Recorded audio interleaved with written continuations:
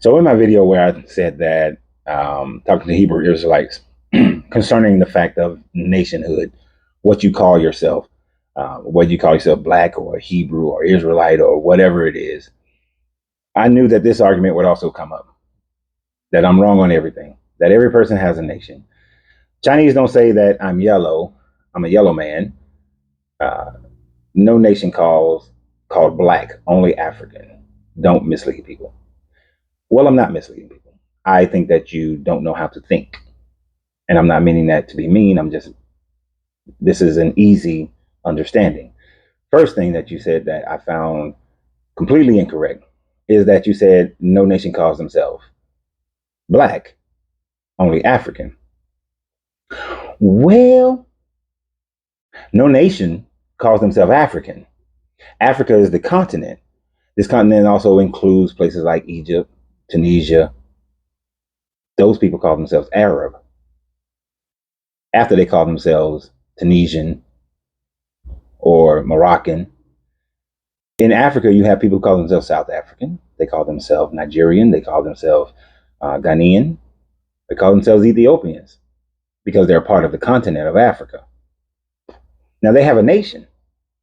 Now within those nations, for instance, like Nigeria, you have Yoruba, you have Igbo, you have further clans or tribes that they call themselves by.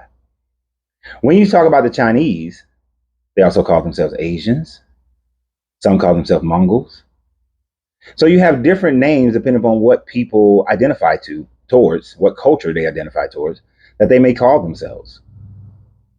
Did you know that during the Japanese occupation of Japan, that the Japanese called Chinese the sick yellow man?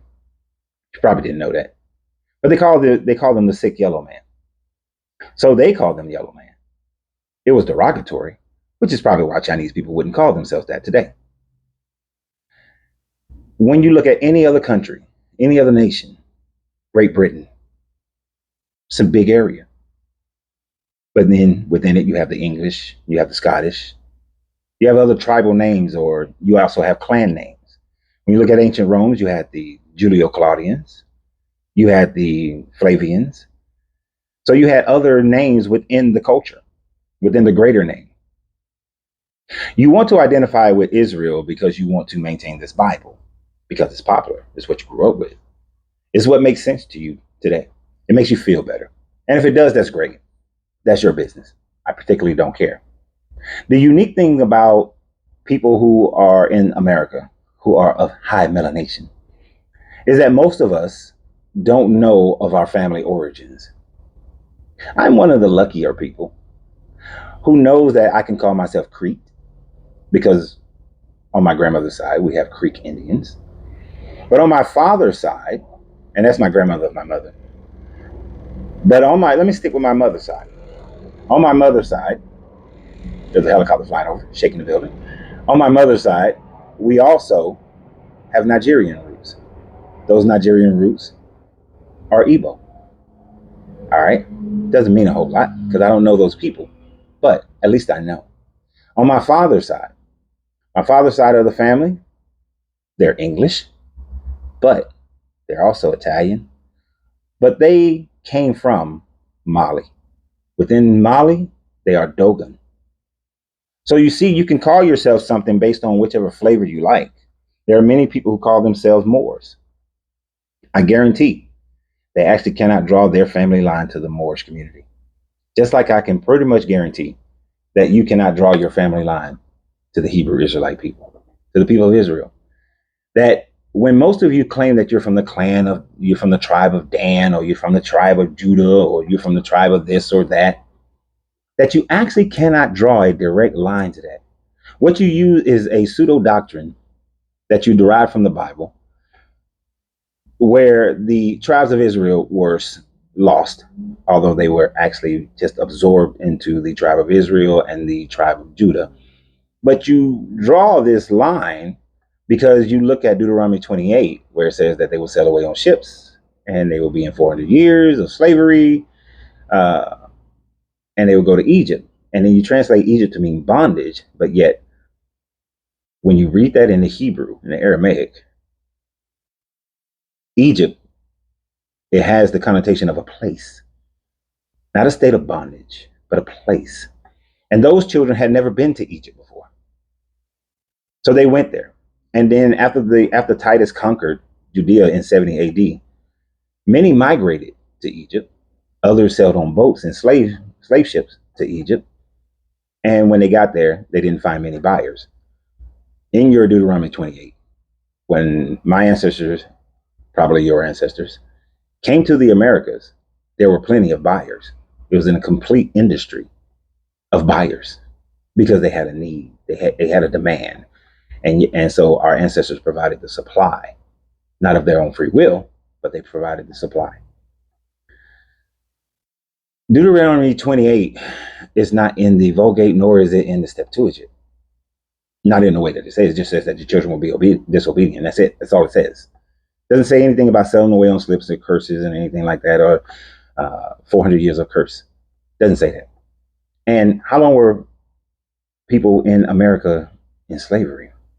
About 260 plus years. They were not in slavery for 400 years. But yet you will count the Reconstruction era, you will count the Jim Crow era, and utilize that in order to get your 400 years. But the Jim Crow era ended in 1969, 1970. So it still doesn't work. Still doesn't give you 400 years. But this doctrine feels good to you because then you can have some kind of justification to make yourself feel better about who you are. It can make you say that my relatives, my ancestors were self-deserving of this punishment that lasted for so many generations for the actions of people who had absolutely nothing to do with the tribes of Israel at that time frame. You will hold on to the fact that there were a few Hebrew people in sub-Saharan Africa who had fled to sub-Saharan Africa during the Roman occupations and the Arab occupations. You will cling on to that. But that was not the majority of people, nor was that a significant number of people to account for the people who were in the Americas, the people who were enslaved in the Americas. It doesn't account for it. Your numbers don't add up. Your timelines don't add up. This is a doctrine to make you feel better. And it's a sad thing that you need a doctrine to make you feel better instead of just looking and digging deeper into just who you are as an individual. Because who you are as an individual is the only thing that's going to make you fall in love with yourself, realize the greatness of yourself, and then expand from that point. Constant growth, constant